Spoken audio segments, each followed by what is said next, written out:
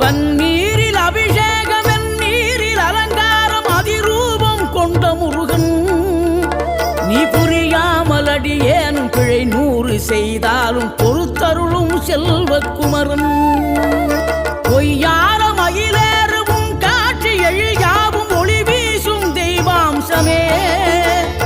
பொய்யான என் வாழ்க்கை புவி மீது நிலையாக அருள் செய்ய வர வேணுமே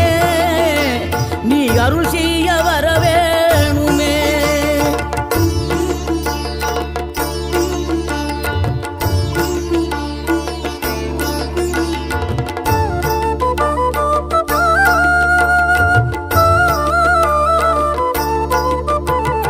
இகழ்தலையும் புகழ்தலையும் ஒரு முகமாய் கருதும்படி செவி உரைத்த முத்து குமரன்